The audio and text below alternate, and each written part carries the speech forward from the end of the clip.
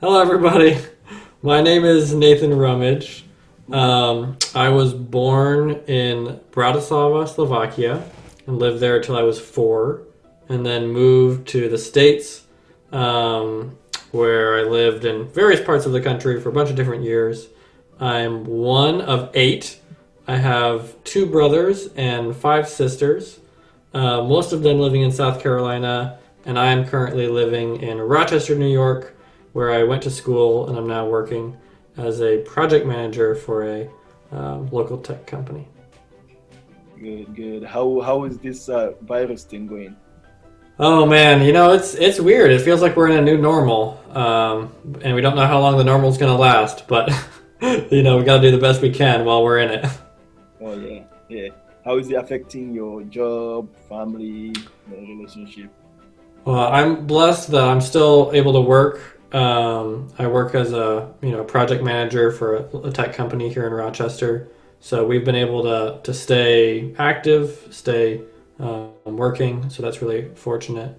My family is all doing school from home and stuff now. I have 5 sisters and 2 brothers, and so some of them are in college, some of them are still in like elementary school and middle school, and so I was helping my little brother this morning with a project to keep an egg intact after he drops it, from a height. So we were doing that remote homework today, which was Yeah, fun.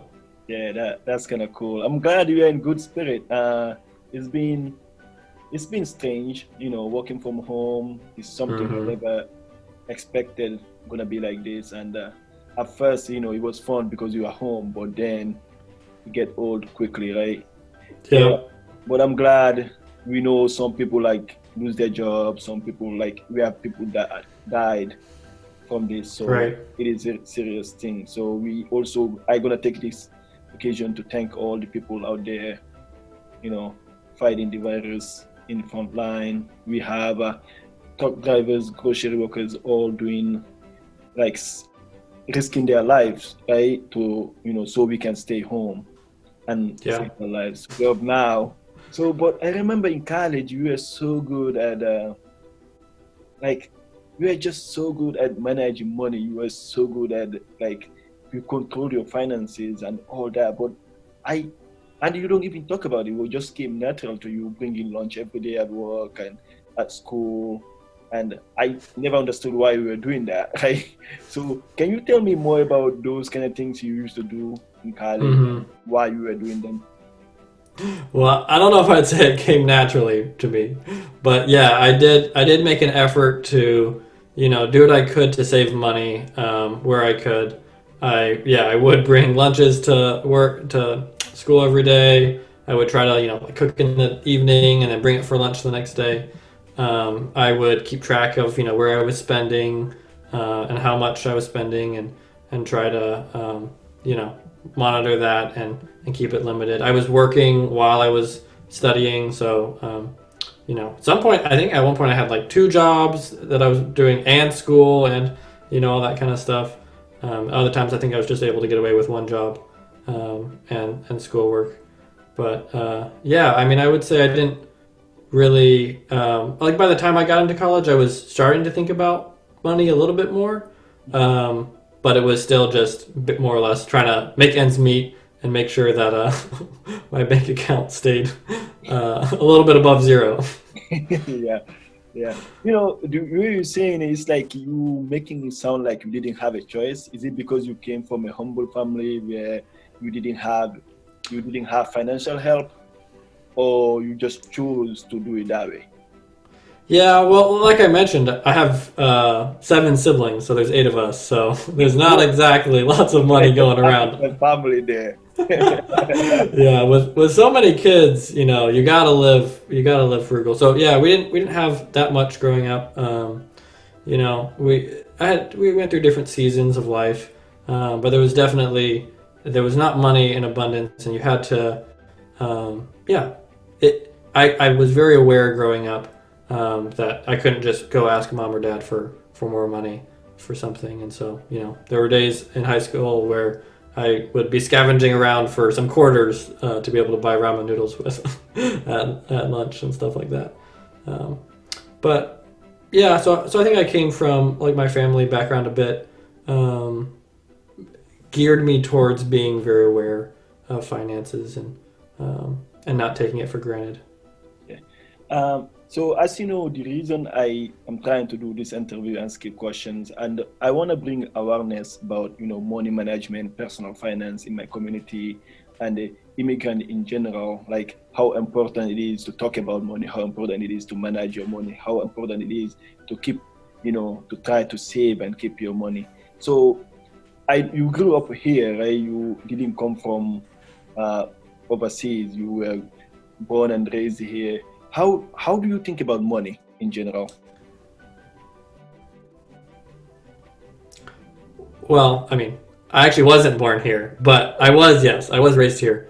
But actually, I think it's a good point because I've had the opportunity to travel. My fiance is actually from Dominican Republic, so I've spent a lot of time there, and I spent some time in Portugal for a summer and things like that. And I think one of the things that I realized about money is that um, you feel something about money. And it's interesting when you're in an environment that's not what you're used to, like it's not your home environment, you feel like it's not real. Like when I was living in Portugal, or when I go and down to DR to visit my fiance and her family, it's like, it's just money, it's like, it feels like monopoly money. It's like, it's not, it doesn't feel like real money. It just feels like, whatever, it's no big deal. And I think it's interesting how we think about money and how we feel about money when it's all just numbers, on a computer screen or an app somewhere. It's just like, it's no big deal. But I've tried to do things to help money feel more tangible for me. So like one thing that I've done for like fun money, like if I'm gonna go out to a restaurant or something, I take out all my money at the beginning of the month and have it in cash because at least for me, and I think everyone's different, but for me, it feels more real when it's in cash and I'm paying it out, like a little bit by little bit, and I'm seeing it go down, and I'm like, am I gonna, have enough or whatever? Because yeah, if it's just a number somewhere, it's like whatever, like that number is there. But when you feel it, like like your money is leaving your pocket, it's more significant. Yeah. So now you have a job and you have an engineering job. So you're making really good money. But I didn't see anything change from when we were in college. You still have roommates. You still driving the same car. You like Hmm. you see what I mean? I don't see anything change. Do you know why is that? Like some people when they graduate, they got money. They start like You see what I'm trying to say? How Hmm. how did it come like that? Yeah, I mean, I think I think some people feel like uh, they feel like the goal of their life is to make money. They feel like, I'm trying to like be rich and like make all this money and stuff. And then once they start making money, they start, yeah, like spending it on all kinds of craziness. I think for me, the purpose of life is not to make money, but money is a tool in life. It's something that we all deal with. We all, have to get by. You can't not use money. It's something that's common to all of us, which is why I think personal finance is such an important topic because it touches all of us. Like we all deal with it, whether we talk about it or not. We all deal with it. But for me, and why I think my life didn't change is I didn't view money as like what was preventing me from being. And so when I got more money, it's not like all of a sudden now I was going to go do everything because I had money. I was never dependent on money to be happy in the first place. It's a tool, It's a tool to help me reach goals, to do things that I want to do. Hmm. It helps me get where I want to go in life, whether that be an education or a new car or something like that. It, I can use it, but the question I think that you should always be asking yourself when you first start thinking about money is, am I using my money or is my money using me? Am I a slave to my money? Is my credit card debt like running my life? Is my wallet running my life, or am I running my wallet? And there's tons of like practical ways to flip the situation if you find yourself where you're being ruled by money. But first, you have to kind of look at yourself hard and ask the question, like, who's in charge here? Yeah. um, Yeah. and how do I actually feel about my money? hmm hmm So, like I said before, at the beginning, for you it seems like it come naturally. So can you give Mhm. people who are watching this like some tips, like to do, like to save money on food, or how, like how just do you like save money in general without even doing effort? You see what I mean? Like Mm, I see you like I everything I see you do is exact same thing I read on the books on personal finance and stuff. And then I ask you if you read those books. You tell me no, you didn't. So it seemed like you for you just like you were born with it. Can you explain yeah. that? Yeah, so I mean, I think one of the keys is just like living simply, living with what you need, and being satisfied with what you have.